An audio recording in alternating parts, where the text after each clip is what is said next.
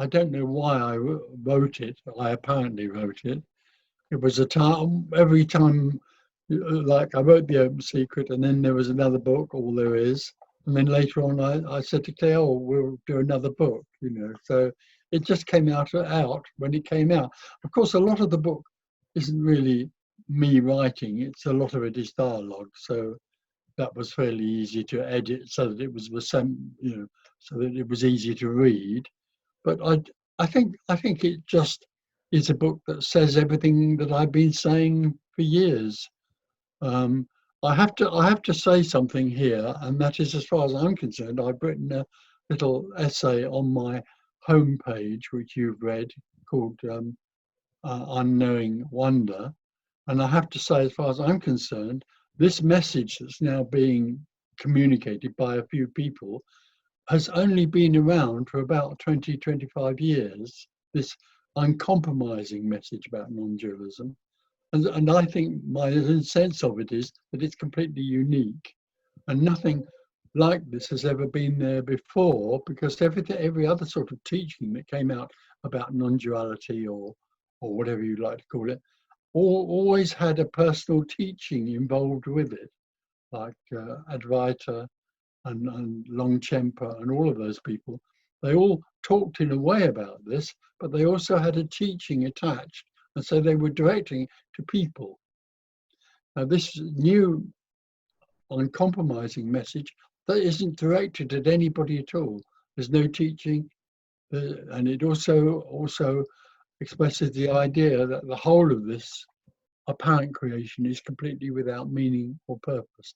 That's unique, as far as I'm concerned, and it's only recently come out, and it's recently come out as a message because the energetically time in this apparent world is right to hear that message. So that book was written on that basis, that really it's completely uncompromising. It's not a teaching of any kind at all. It talks about no thing being everything, and so in that sense, that book is a really good book about the absolute simplicity of this message, and that it is really unique. I think it's a very revolutionary and a very rare message that came out 22 years ago, and and in my opinion, I think that and many other people call you this the father of contemporary non-duality because of the open secret. Yeah. Thank you. And I'm a big fan of the open secret. And when I got these books, this one and this one, do I have it right? Yeah. I was just blown away again. It's just beautifully written, and it's very clear. And very clear. Yeah. Very clear, very lucid. Yeah. Very lucid. And uncompromising. And uncompromising. That's why it's very rare, and it's also very revolutionary. A very revolutionary book. I have read many non-dual books, and there's always a little bit of me in there that I noticed. There's a bit of compromise with the seeker. Yeah. Most people are compromising still with the seeker, and they're still saying to the seeker, you can do something to find what you think you've lost. The Open Secret simply doesn't say that at all. There's nothing lost, and there's no one to find anything. And a lot of, very strong, very strict. So very strict. Yeah, very uncompromising. Yeah. That's a better word. Thank you. Yeah. And this book, it's there's a brilliance and precision in starving the me. Is what I noticed. It completely starves the me, and a lot of the books, it's famished. Yeah, it is. It's an empty shop. It's what I call an empty shop. I think it was one of the poets talked about coming to an empty shop and staying there. This is an empty shop. There's nothing in it. There's nothing for anyone. Before we go into the book, can you tell us, Tony, what is the open secret? The open secret is that the open secret is that nothing's lost, because everything is oneness. So but it remains a secret all the time there is someone looking for it. All the time that someone is looking for the secret, it can't be seen. And the reason that it can't be seen, the secret, is because it hides. This is really, I love this. The secret hides by already being everything. If you want to play hide and seek, you could go and hide under the staircase or whatever, under the bed. But if you really want to if you really want to play hide and seek and never be found, become everything. Nobody can find you because you're everywhere. Because when people are looking for something, they're looking for a something. They're looking for you, or they're looking for the answer. There is no answer. There is no you. There's nothing lost. Everything is that. Perfect. I'm going to quote Claire here. Claire said in the book, it's a sudden, a gentle, and a constant wow. Yeah, that's it. That's what she says. So beautiful. Mm. I really, really love that. Yeah. Yes, she always said that when you first come across this, or you don't really, but when this secret reveals itself, there is a wow, wow. But as she says, it becomes a gentle wow. You can't live going wow, wow. It just becomes gentle and natural. And a constant wow, like Yeah. this wow. Yeah, yeah. That's so brilliant. You look at the carpet, which in the dualistic world is just a carpet. But when you look at the carpet, you say, wow, wow. In loveness. Wow, thank you. We could start another conference next year called Wow. We should. The Wow Conference. Yeah. Wow. And everybody will just say wow. For 48 hours straight. Yeah, wow. and they have to wear t-shirts with wow written on them. You already are wow. You don't need a t-shirt that says what do you mean by nothing speaking to nothing appearing as something? Well, when people ask me a question, I do sometimes say, well, actually, there is no one here. So that what you're asking nothing to respond. And that's why if you watch my videos or whatever, there's a very quick response to almost every question. Because it doesn't come out of an idea. It doesn't come out of a library of knowledge. And it's not worked out. The answer isn't worked out. Directly the question is asked. The answer comes straight out. But because there is nothing here, but also there's nothing there asking the questions as well. There isn't anything there, but there may be an idea that there's someone there who's got something in their head that comes out as a question. But in the end, of course, there is only nothing. Thank you. I recently saw I recently participated in your Zoom meetings. Oh, right. There was a lot of people there. Mm. And that was 350 people, yeah. And it's just so fascinating to watch. So fascinating to watch a lot of the me questions, and then you answer it with so much unconditional love. Yeah. Oh, the thing for me is that really being with people is the most rich thing. Talking to a camera is okay, and I'm talking to someone, but for me, the most satisfying thing is talking to a person that's in the room, because energetically that's so real, very real. But this it's still a while because you feel that energy with the person anyway, even if they're on the screen. But being at a meeting is a very rich thing. Are you going to bring back the meeting soon, Tony? Yeah, we are, but we have to be careful, obviously, because of the virus thing. Yeah. Okay. Going back to the book, I really, really loved But you know that saying, it just keeps on repeating of nothing being everything over and over again, and in such different phrases that is beautiful than the other. And is it hard to talk about nothing all the time? No, it's very, very easy. People say to me, it must be quite hard work talking to people, lots of people and responding. But actually, it's the easiest thing there is. It's very easy because there isn't anybody making an effort. There isn't anything here that has an intention in any way at all. So there's no agenda to pass on a message or be truthful, or although there is no such thing as truthful, but there isn't any need to be a certain way or to compensate for somebody or to try and get somebody even to understand this. The reason it's easy is that it's absolutely clear here that the person won't understand what I'm talking about. So that makes it much easier to just express what needs to be expressed without any idea of trying to make it acceptable or understandable. It's the easiest thing there is.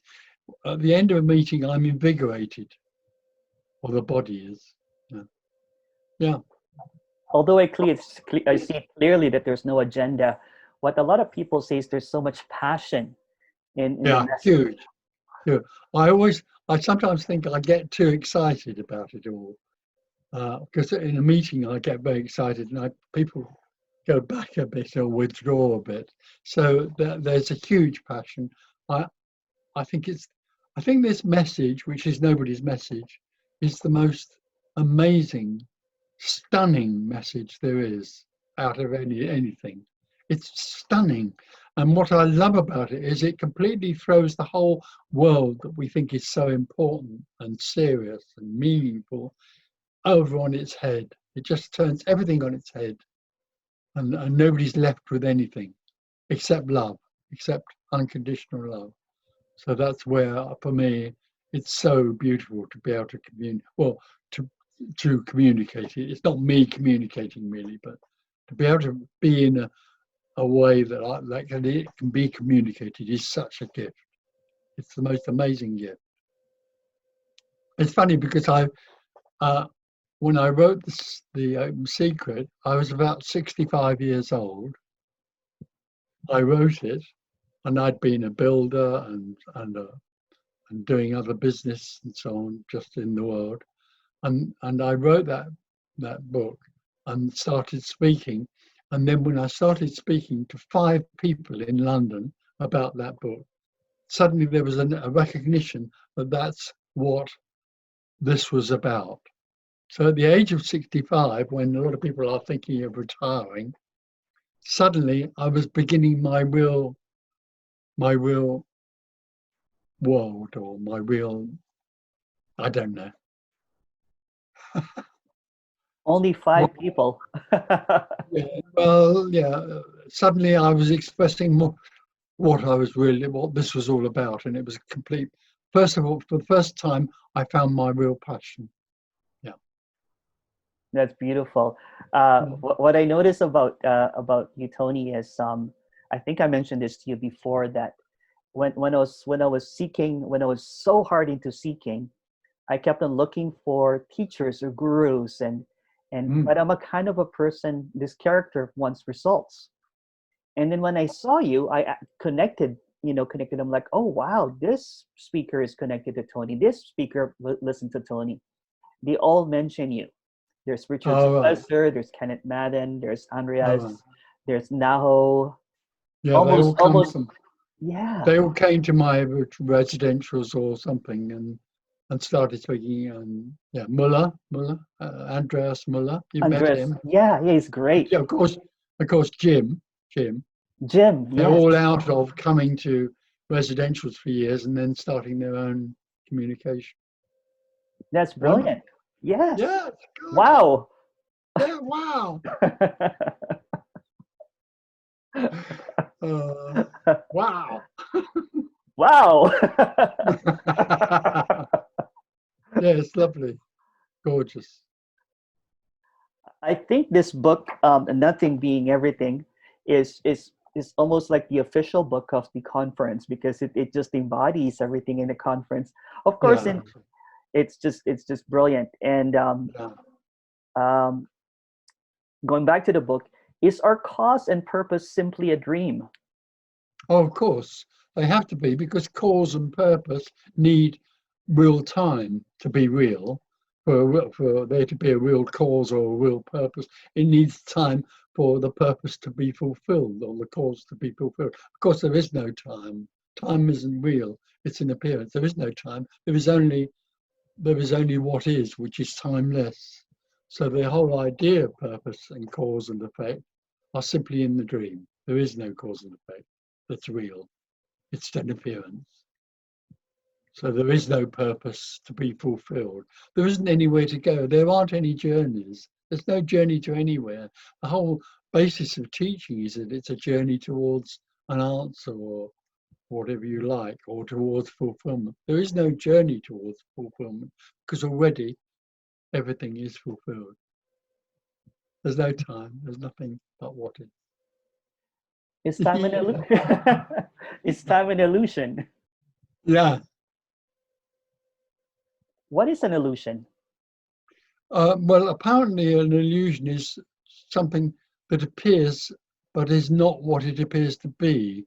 So for me, when the dreamer or when the self looks at a tree, it sees it in an illusory way. It doesn't see the tree isn't an illusion. The tree is just being, tree being. It's no thing being a tree.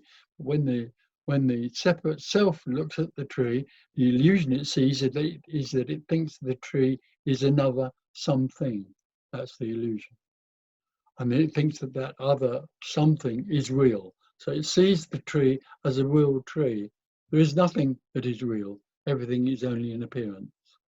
So that the great illusion of all is the illusion of separation, in which everything is seen as real. I am real. My story is real. The tree is real. You are a real person. I'm a real person. And if I'm a real person and you're a real person, and then we have to learn how to relate to each other, all of that is part of the illusion. Thank you. I was trying to explain this to a friend at one time, and I was just saying that you're not here, I'm not here, you're nothing, I'm nothing, and he thought I've gone mad. Well, in the world in the apparent world we live in, this message is mainly seen as or discarded by most people as being a dream or some sort of mysticism that can't be understood. So it's largely discarded by most people who think that the world is real and think that the people in it that are teachers must be real and they must be teaching something worthwhile. So what's interesting is that when I have a YouTube video of one of my meetings, I do get quite a lot of people who watch it, but let's say in a week I might have 5,000 people that watch that. But somebody who is a teacher, like Rupert Spira or mooji, in a week they've got 20,000 more people watching, because as far as most people are concerned in the world, that's far more important than anything that we're talking about. So this is very easily dismissed. And the other thing about it is that the me wants to dismiss it because it senses somewhere that it's about its own absence. It's about the death of the me. So it avoids this message because it wants to hear about what it can do and become. All teachings are teachings of becoming. This is a teaching, or it's a communication which points to absolutely no thing and offers absolutely no thing. And everything. There's a sentence in the book that I want you to continue. Until your life is lost, you will always wonder why. Until your life is lost, you will always wonder why. That's one of my favorite quotes. I love that. So until there is no longer a separation, your life is in separation as a seeker, until your life is no more, there'll always be somebody who's wondering why they are seeking. Why am I seeking? How can I stop seeking? So there's always a question in the seeker's mind, wondering why it goes on seeking, and wondering why it can't find an answer until its life is lost, until it is no more in the dream of seeking, which means its life is lost. It'll always wonder why. When its life is lost, there won't be anything to wonder because there won't be anyone. There isn't anyone to wonder. It just is what is. And then what will be said is, wow.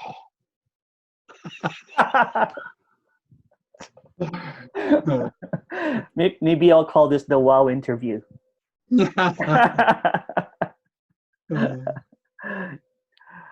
the hopelessness in the message, no special bliss, no stillness, no presence are to offer.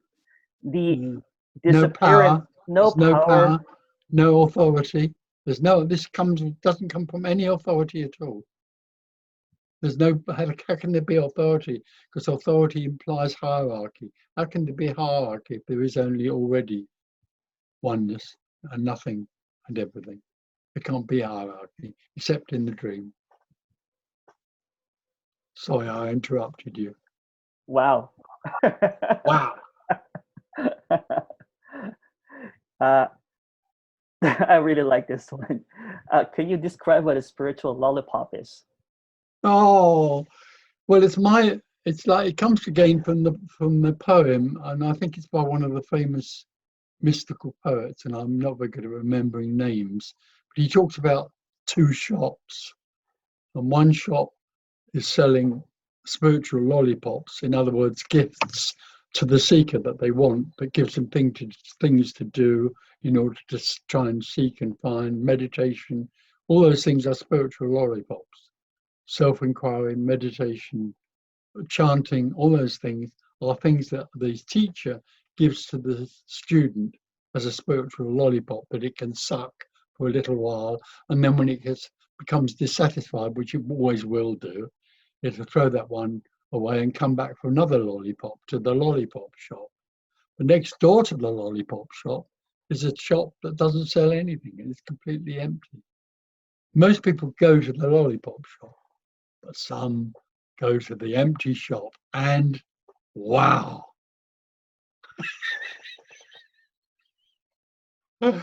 Oh. So spiritual lollipops are what teachers of becoming offer to their students. It's about becoming. So what is the Tony Parsons offering then? Well, of course, nothing. No thing. It's offering death, the death of the seeker. Of course, nobody will take it up and nobody can give it. But in some way or other, quite a lot of people are dying all over the place in that their whole energy to seek suddenly collapses. And they stop wondering why.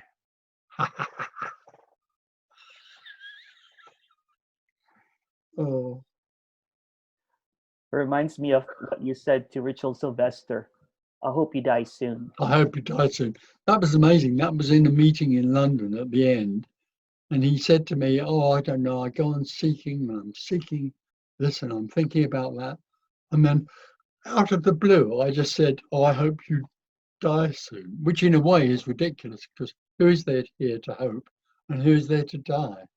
But in some way or other, that really hit him, that saying, I hope you die soon. And he was so shocked that I think he died. Oh. That's one of the first books that I saw on Amazon Kindle that actually introduced me to you. I actually read that book first. Yeah.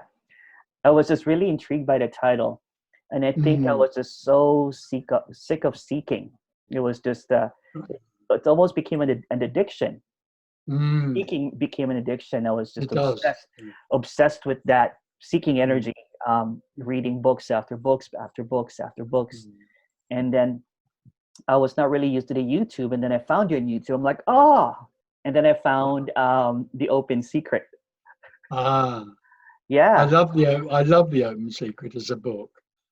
I've always loved it, and when we're at the meetings, there are books for sale there, and I sometimes go and read it. I love it. Me too. Yeah. It's more poetical. It's more poetical. That book you've got there, Nothing Becoming Everything, is much more. It's more direct. In the end of the seeking, I think that I appreciated more of the question and answer rather than the stories. In the Right. beginning of the Okay. seeking, apparently that's what happens. Is there was a lot of kind of like, how did this person do this? How did they become this? And how did they attain this? And then when I hit these revolutionary and very rare messaging from yours, it was a dead end. It was a stop. I'm like, oh no. Yeah. So this book, The Open Secret, and this freedom is to me, in my opinion, is like the full stop. There's nowhere else to go. Yeah. And Absolutely. And then there's a misconception that with Tony Parsons, you don't have to do anything since there's no taking of free will or choice. Can you expand on that, Tony? Can I? Can you expand on that? That there's, some people have this misconception that you don't have to do anything. Well, the only thing about that is that whilst you're still in the dream and you're reading that you don't have to do anything, what would come up would be a dissatisfaction about that, because the dreamer wants to do. It's always waiting for the next thing to happen, the seeker. So in a way, these books are very dissatisfying and challenging. They confront the whole energy of the seeker, and that is, I must go on trying to find what I can do to find what I think I've lost. In that sense, it can be frustrating, but then it's possible that in reading a book like that or listening to the videos or whatever, that there can be a sudden recognition that there isn't anyone and there isn't anything to do. That's the whole energy of those meetings, about opening to the possibility that there isn't anything to do and there isn't anyone to do anything, because there isn't anything lost. And why isn't there anything lost? Maybe what I'm looking for is already everywhere. So that's what possibly can come and does seem to come out of those sort of meetings and those sort of books, because many people now who've died, who've lost their sense of individuality and their energy to seek, because they come up against a brick wall and they crash into the brick wall and they die. And when they die, they go, wow. Wow. Yeah, wow. When I used to watch your videos, there was this anger towards you coming from me. There was this anger because I get very angry with me. Yeah. I could not understand anything, and the mind was trying to figure it out, but there's no way the mind can figure this out. No, not at all. It can't be understood, of course. This message cannot be understood. I say to people, although we speak together and some old beliefs that are held onto may unravel a bit, in the end, whilst we're talking together, the most liberating thing that's happening in this room is energy. It's silent. It's beyond words. And that really, as far as I'm concerned, it begins and ends with energy. It's about the energetic the energetic contraction, which seems to open up into the boundless. It's purely energetic. It's only energetic. The boundless wow. Yeah. Going back to the other question about, I hope you die soon. What is death, and is there life after death? It's the same as this. It's this. Life after, what it's like is when you die, it's this. This is death. This is death. Wow. Wow. In deep sleep, there is no one, of course, and so for most people it feels as though nothing happened. But in deep sleep, it's just that there isn't actually any activity. So there's nothing and everything, and the everything that is nothing doesn't seem to be moving around or doing very much. But it's still no thing. It's still beingness. What is life and the meaning of life? When the person wakes up, they would no longer ask, well, what is death, because they already know that they died, and that everything that is simply that stillness, that silence, that nothing. It's all a nothing. What is life and well, life is everything. Life is everything, which is nothing. So nothing is everything. There aren't two. So what you're looking at and what you feel is no thing. If the mind can't figure this out, because figuring it out is also of the mind, how is this knowing? What is this knowing? Well, the knowing is the seeker's need, the self, when it takes form, needs to know more and more about what it sees as the world it lives in, which again it thinks is real. So I'm real, the world is real, and I need to know as much as I can about the world in order that I can control it, or at least be aware in it, or know everything about it, or everything I can know about it is a power to control it or live in it successfully. That's all a complete illusion, and it's the great illusion of self-inquiry, because self-inquiry is directed towards knowing. The greatest achievement of all self-inquiry, apparently, I don't know, I don't know anything. The great target of self-inquiry is to know the known. But what's amazing about that is that's dualistic too. You need two things. You need the knower and you need the known for that to happen. So it's still embedded in the whole dualistic world. It's pure dualism, the development and application of knowing. Thank you. So is self-inquiry and all of these questions like who am I, is that dualistic still? Oh, purely. Look, let's be clear here. When directly the child the self takes form as a tiny child and then grows up, then and lives in what it sees as a real world, then what it's seeing is a dualistic world. And what it thinks is real are the objects around it that seem to confirm that it is a real person itself. So there's a complete continual confirmation of dualism as the child grows. So when it begins to seek, in the way we're talking about, it then seeks through what it only knows, and that's its own experience. So teachers of self-inquiry will say, well, all you can know is your own experience of life. And that's an incredibly limited idea, because what is completely beyond the limited experience and knowing of one person. So, but people live in that world, and that's the only world they know. So they naturally, when they look for seeking, they try to know more and more. So they go to teachers of knowing or teachers of becoming more knowledgeable, and that firmly embeds them in the whole separation energy. The other thing that happens in self-inquiry is that the more you know, and the more you move away from life, which is a sort of awareness. Awareness keeps you away from aliveness. Then that development of that awareness and that focus of that awareness brings a state of detachment, which comes and goes like all states do. But the feeling of detachment in life is a very empowering one, very satisfying one for a little while for the individual, because somewhere they feel distant and aloof from life. They think for a little while they're not frightened of life, but all of those states come and go. How is this aliveness happening? Well, it's not. It only appears to be happening. So there is nothing and everything that appears is simply an appearance of no thing.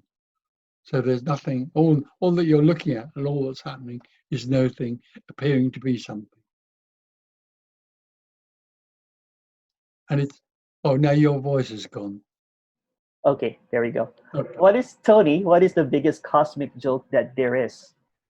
Well, this is the great, because when I first started talking for a few years, I used to tell jokes, and then they dried up for some reason. I just didn't tell jokes anymore.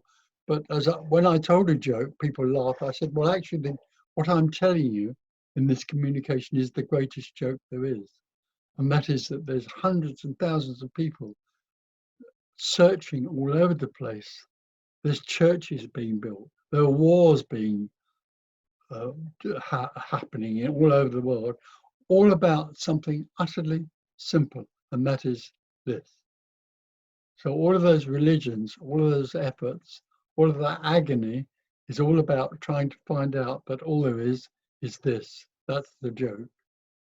And what these people are looking for has never left them. And it's continuously all there is. And yet they rush around all over the place looking for that which already is. That's the joke. God is a comedian with an audience that never laughs. The reason they don't get the joke is because they are the joke. They're in the joke. The seeking is the joke. It reminded me of watching your videos. In the beginning, I was really angry. And then when I was laughing with you, and I'm like, oh, this is such a beautiful joke. Wow. Wow. Wow.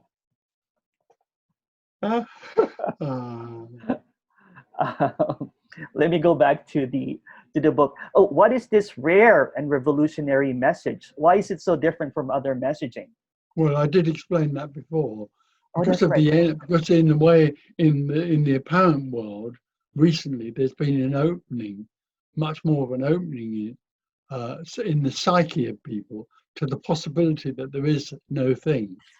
And recently, scientists have also discovered and established that there is such a thing as no thing. They've now drilled a mine in America and in England to go down into the ground and try and catch and measure and find out what no thing is. Isn't that amazing? Another joke. That's true, though.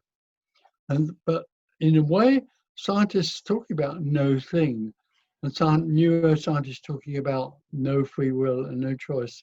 Somewhere that's going into the psyche of people. Somewhere hidden inside many people is the sense that there's something beyond them.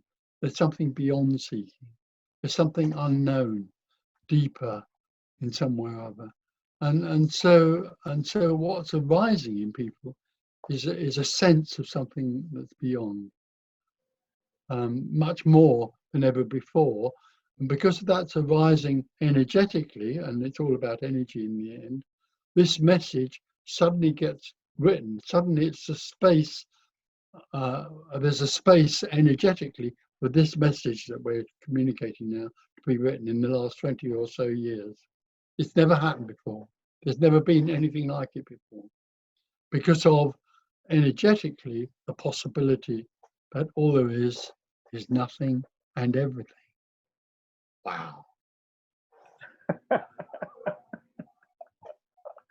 I'll just be saying that all day and forever now. I'll just be saying that. Wow. Yeah. Going back to that question, I think you explained this before, but it's worth repeating about cause and effect or free will being explained. Science is finally catching up. There's a science. Can I explain? The free will right now, that science is finally catching up to it. Oh yeah, absolutely. Neuroscientists, neurobiologists, all those people are catching up on it. The only thing is that most of them, well, all of the people I know who are neuroscientists and neurobiologists are still catching up on it, but in a sense they're still in the story themselves as people. And so they tell it as a story, and there's still a sort of, they're not very clear about it in that way, and they still talk about there being no free will and choice, but they also say there is a sort of free will and choice. So it's a sort of compromise because they can't let go of the idea they themselves haven't got free will and choice in some way or other. So it's coming out in that sense in that world, but it's still coming out as an apparent story. Is consciousness, awareness, oneness, enlightenment also the dream? Now, consciousness and awareness, if you look them up in the dictionary, are words for knowing. To be conscious, self-conscious, to know the self, or be conscious of the tree is to know the tree. Be aware of the tree is to know the tree. Enlightenment is just an idea that's come out from old wise masters with big beards and loincloths. And it's a word that implies a state that people can reach, which of course they can't. So there's no such thing as an enlightened person. That's a contradiction in terms. What was the other word? But you know, there's no such thing as liberation, enlightenment, and all those things. They're just words that are used in talking about that which is beyond understanding. I think right now I think you mentioned this before too, that people are mistaking the word oneness for non-duality. Yeah, they are. That's the other confusion that arises, because non-duality in the main isn't understood at all. It's seen by most people as a state of non-duality. How can you have a state of everything? But anyway, that's how it's seen.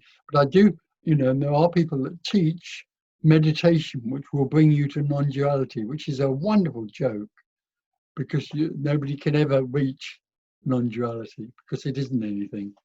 But I think they mistake it for, if you watch somebody who teaches, I have watched people teaching meditation coming to non-duality. What they're actually doing is teaching people to meditate in order to feel still inside. And it's got nothing to do with non-duality, because it's a state that the person is experiencing. So might as well take LSD. Yeah, why not? Yeah.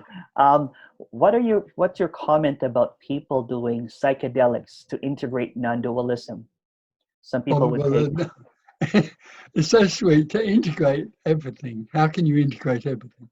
It's just another sort of burglary, really. It's a way of taking something in order to have a richer experience. It's got there is no comparison. There is no meeting between the experience that somebody takes with drugs or meditation or any of those things, or vipassana or whatever. Those are experiences, rich, deep experiences, but they have no comparison with the sudden evaporation or collapse of separation. There is nothing like that, and it can't be described. When separation falls away, there is nobody that can tell you what's there. I can't tell you the nature of what is. How can I tell you that? It's impossible to describe, because it's a secret. It's the open secret. I was one of those seekers that frequented the Lollipop shop. Maybe I would go there every month, you know, like, can I have a new Lollipop? This isn't working anymore. This is not sweet anymore. And exchange it for another one. And I think I ran out of Lollipops, and I went to the other store. I'm like, there's nothing there. It's the same thing. Yeah. And I think a lot of this, like meditation, my opinion, meditation, psychedelics are also lollipops.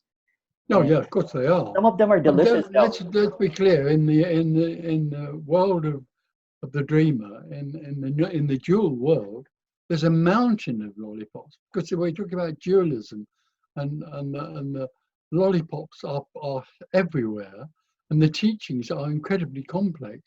Even the old teachings and Catholicism, Buddhism, and all those things are incredibly complex, because they're trying to satisfy the mind, which can go on and on and on, thinking of new ideas all the time. So it's a very rich, but in a way a very poor world, because it's all about events and things happening to people. So in that sense, there's an abundance of teachings. And recently, there are some people now who are available on YouTube who are talking about science, reason, and logic, and psychology, and they're coming up with new ideas. So they're even writing their own commandments. So, but again, it's all directed towards the person. It's all a teaching, a very modern teaching of becoming. So it's like all the others, it's still in the dream. Tony, I'm a level 100. Sorry? I'm a level 100. What level of consciousness or enlightenment are you?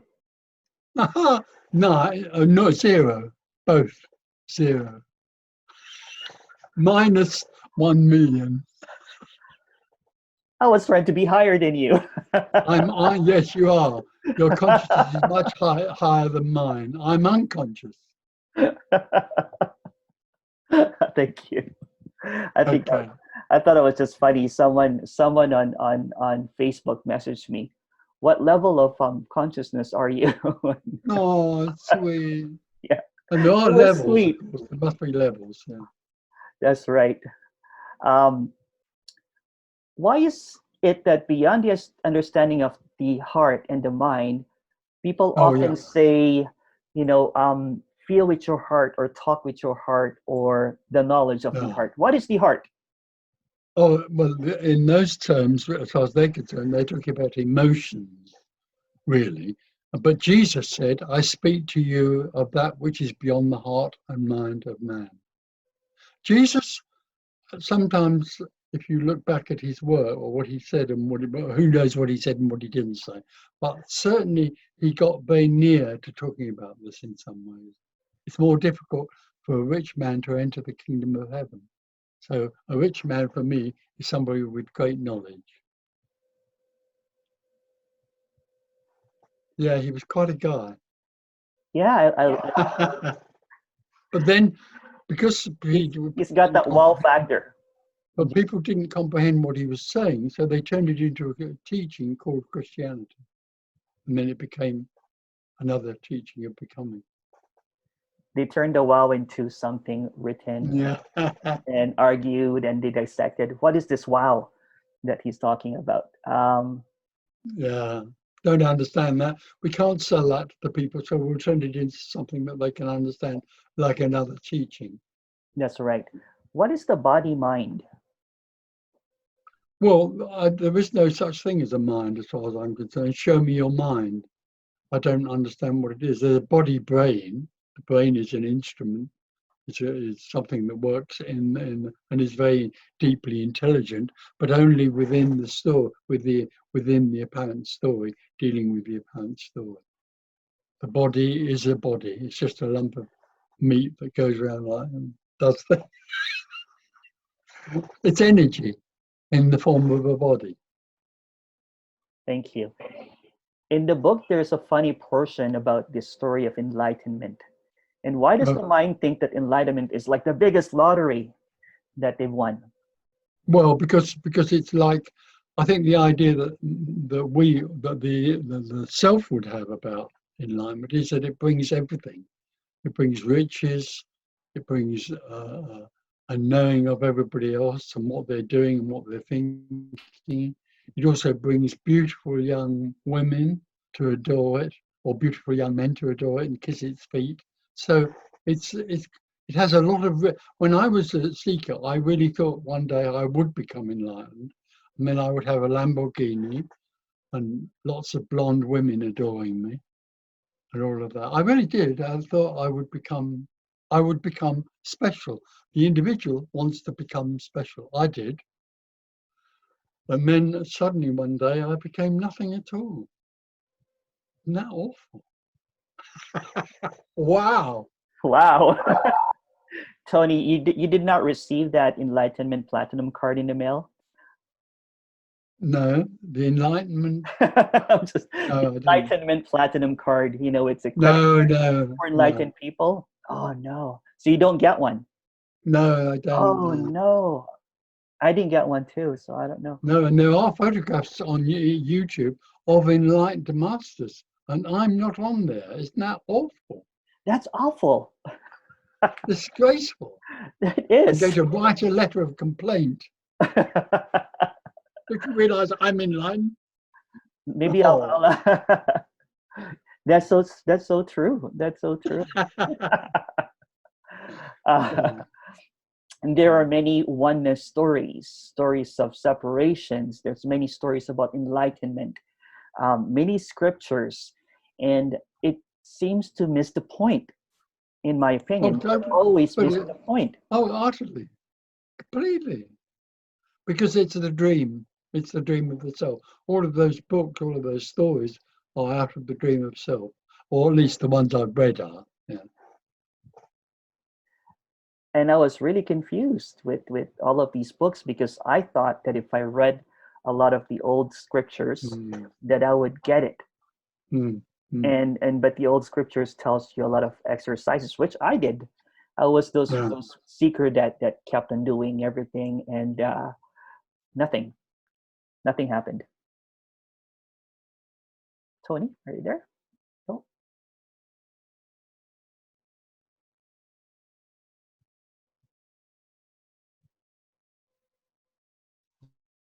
Can you hear me? Oh, I can now. Yeah. Okay. You stopped for a minute. I stopped for a bit. You became made of stone. You turned into stone. Wow. Wow.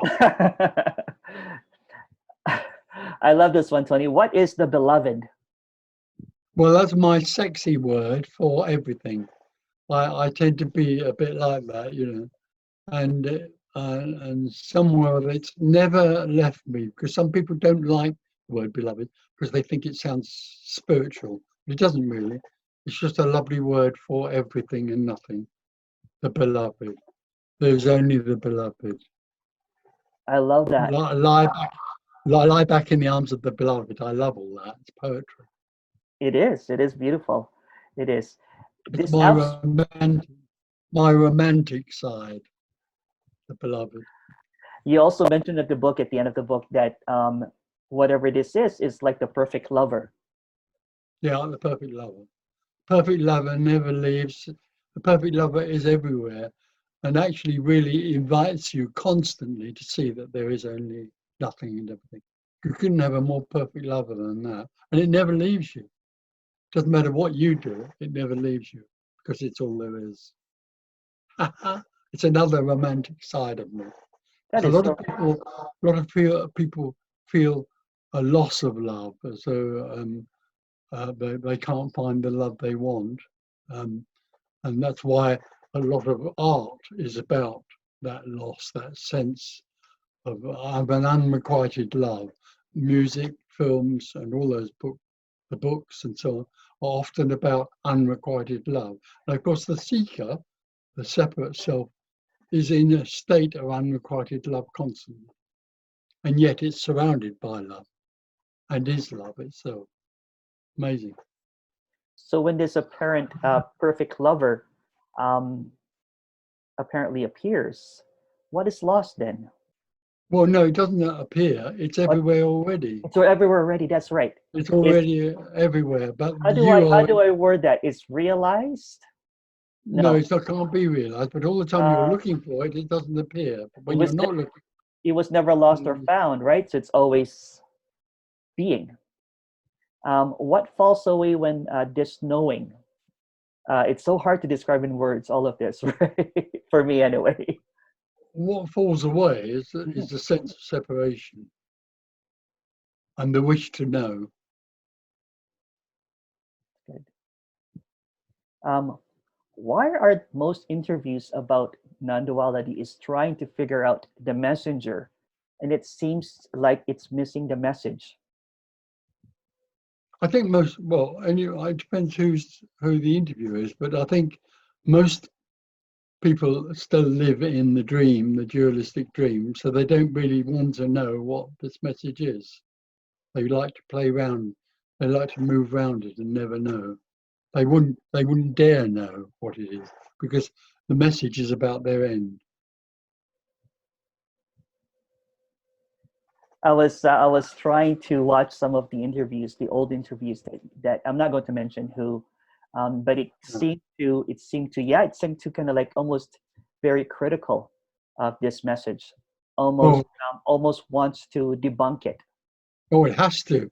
It wants to debunk it, wants to destroy it, because of course it's a threat to the teacher of becoming, or anyone who is seeking. A lot of seekers hate this message because it doesn't offer them anything. So they rush off to find some more lollipops. They're looking for the love and light. Yeah, absolutely. Um, Tony, what is karma? Well, karma's in the dream. Karma is like past lives or whatever you like to call it, all those ideas. Reincarnation, past lives, karma is the story that the me or the self makes up to reassure itself it will continue. I will continue after I die because I'll be reincarnated. I have a past life which goes on confirming that I'm in the middle of this life and I'm still happening. Karma is some idea very much linked with time that in your life you carried out certain things and created a sort of background that's all about you and will have an influence on your future. It's all time oriented, so all of it is completely ludicrous. Tony, what is Kundalini awakening? Is it Well, real? it's the same thing again. It's the idea that you could lie in bed one day or sit in the correct lotus position and feel an energy rising up your backbone usually. And it's very exciting because actually if you give it a go, it actually can happen. I was quite sure I'd raised Kundalini once when I was a seeker, but actually it's just self-hypnosis.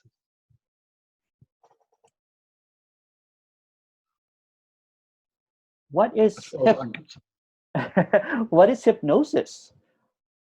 Well, that's another powerful message which people use in the story. I think I don't know much about self-hypnosis or the hypnosis of others. It's a way of using your apparent will to influence somebody else. It's all based on a fallacy because you don't have any will at all, and there isn't anyone. All these ideas are just ways for the individual who feels uncomfortable to feel better. Like morals and ethics are the same thing. Let's talk about that. What is morality and ethics? Well, it's a self-made, man-made thing. It's made in the story. Ethics and morals are made up ideas in the story to allow the individual to feel safer or better, to have a better experience. So it's hoping, the idea behind it is to hope that everybody acts morally or ethically, and then you won't be harmed. And it comes out of idealism. Idealism is something that arises in the story about the world and me, and it's an idea that in some way or other we can make the world a better place. A lot of people have tried to do that. Oh, there is no world, and there is no better, and there is no world, and there is no worse, no better or worse. All there is no thing. Wow. So there is no good or bad. It's just a concept. Well, only in the dream there is. In the dream, in the dualistic dream, dual means two, so that everything is doubled up with its opposite, good and bad, inner and outer, above and below. Yeah. But that's all an illusion. But the problem for the dreamer is that they think that the good is real and bad is real. Inner is real, and outer is real. I think everything is real. That's the great illusion. So there's no difference between truth and lying as well. No. It's the same thing. Another one is, what is Satchi Ananda? I think it's a state that Buddhists talk about, which I can't remember quite what it meant, but knowing the bliss of being or something like that. And it's another teaching of becoming. It's something that the seeker should aspire to. It's another thing that the seeker has to find. I'm updating your book right now by asking some questions that are not in the book. How can someone open their third eye chakra or third eye? Oh, come on. That's all. Oh, now we are moving into the joke world. That's right. That's all to do. It's the same as Kundalini and all those things. That's right. Yeah. Yeah. But people always, have this ideas about what awakening is, and people think it's Kundalini awakening. And it's always to do with them.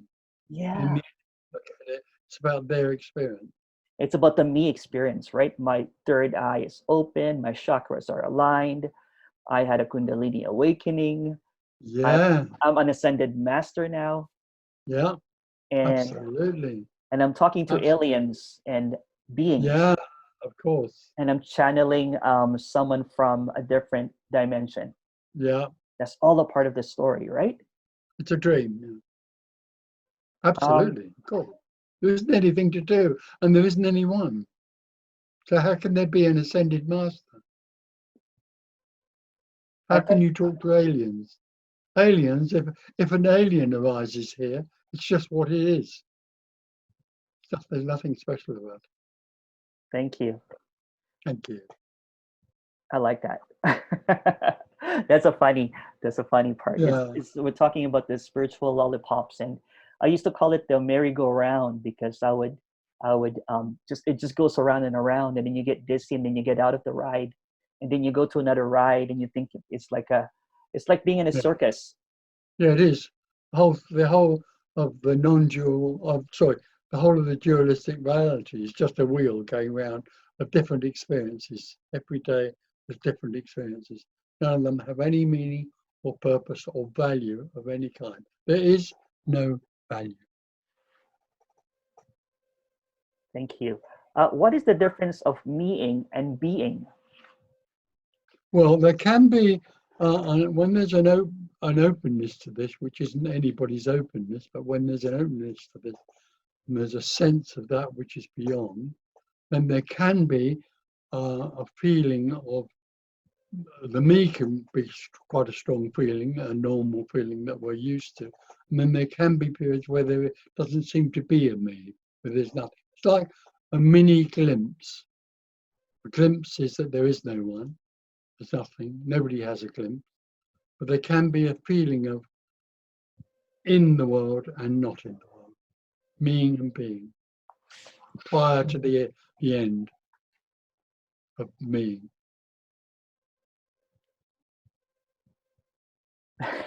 Oh. Apparently. Let's talk about that. I think I'm noticing that the languaging around non-duality, in my opinion, has really borrowed a lot from you.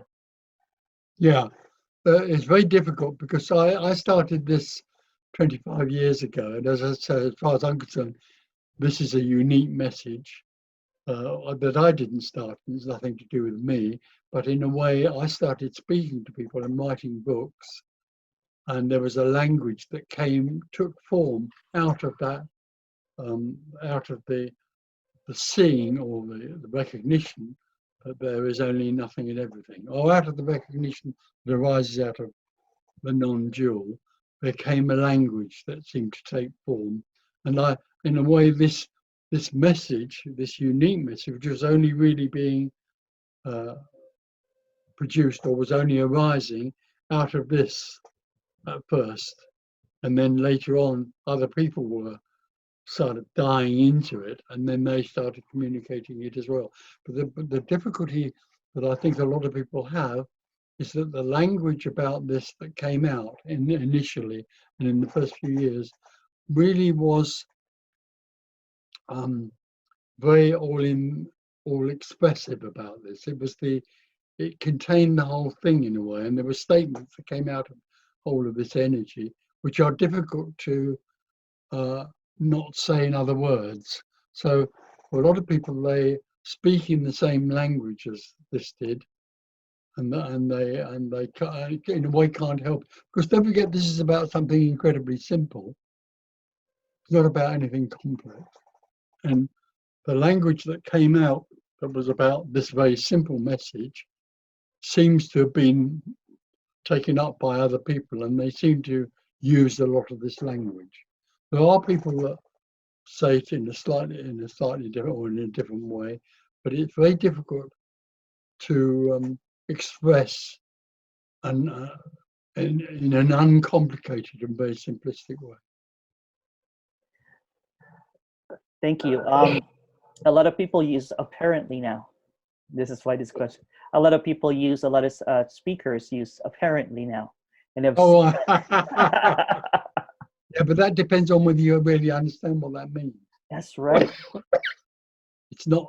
A lot of people don't understand what apparently means. Can you explain it? Well, only that everything you're looking at the moment is only an appearance of nothing. So that's why I use the word apparently quite a lot. And there isn't anything that's real. And what I find amusing is that somebody will ask a question based on the sort of sense that some part of its question is real. And they're halfway through the question, and I say to them, apparently. And they collapse because it, in a way, it unravels the whole story, apparently. That's true. Teachers don't like the word apparently.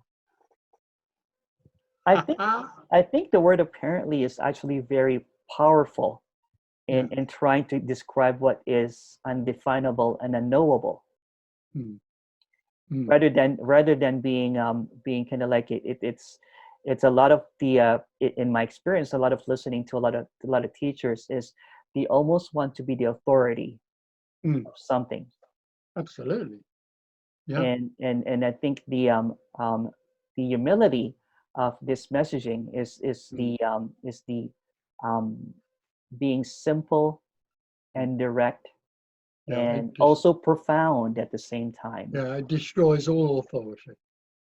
That's right, because it's trying to explain a joke, but not getting the joke, not laughing with it, not saying wow. Yeah, wow. It's all about no one. That's right. Wow. And I have maybe I will not put this in a recording, but I have interviewed several teachers, and a couple of them dropped out because I was asking these questions. And sometimes they would just pause.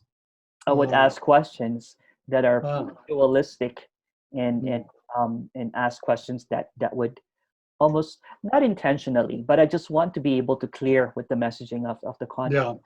And I would put them in a question, and sometimes, and then I would get an email saying that they would like to drop out of the conference. Oh, really? Yeah. Oh, really? Yeah. Oh, great. Yeah. Yeah.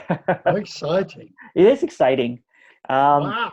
Because they're hoping that I would ask them questions about the self, about the oneness, what they know, what they know. Yeah. What they know.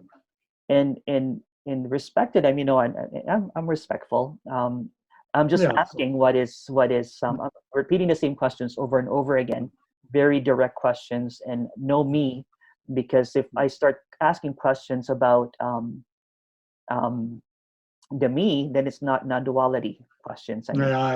Or even if I ask duality questions, it's leading into a question that is that cuts it out. If the worst thing you could do is to ask them what they know.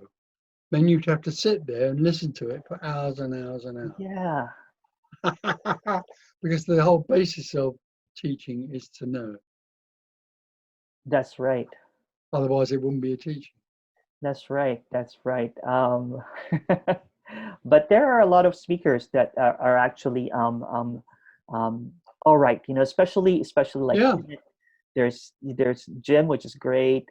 Andreas. He's not a teacher. Jim isn't a teacher. No, I mean speakers. I didn't say teachers. Speakers. Speakers, yeah. Did I say teachers? Sorry. Speakers like Andreas. Now is really great. Now is really great. And she's very, very clear. Yeah, absolutely. Yeah. Very clear, and I think it comes from the unknowing, because absolutely. It can only do that. It can only do that. Otherwise, they become teachers. Yeah, and then I think a lot of the teachers, even if they call it unknowable, they're trying to know it.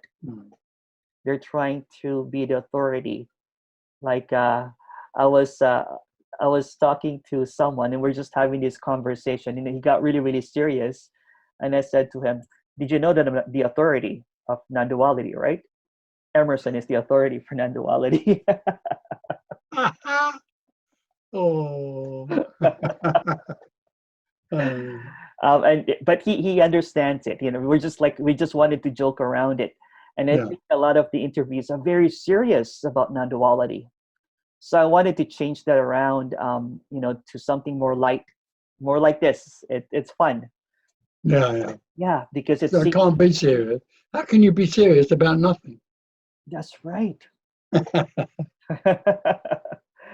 We have, in the retreats and in the meetings, we have a lot of laughter, and it comes out of nowhere. It's sort of people say something and there's a lot of laughter, and as the meetings go on, more and more laughter, because it's a lovely joke. It's the most divine joke. It is a very beloved joke. Yeah. It's just something that is so fascinating. It's never boring. No. Never boring, and it's just something that yeah. I think oh wow, it covered the book.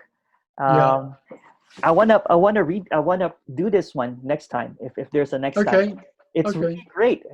This is fun. And if you want to, I'll read that thing one day. Yeah, that's right. Whenever. Yeah, because it's I really love that poem, and I think I love it. Yeah, it's so beautiful. Yeah. It's almost like that's all you need to know. That's it. It is actually all you need to read. Yeah. That's all you need to read, and the rest is just floral stuff.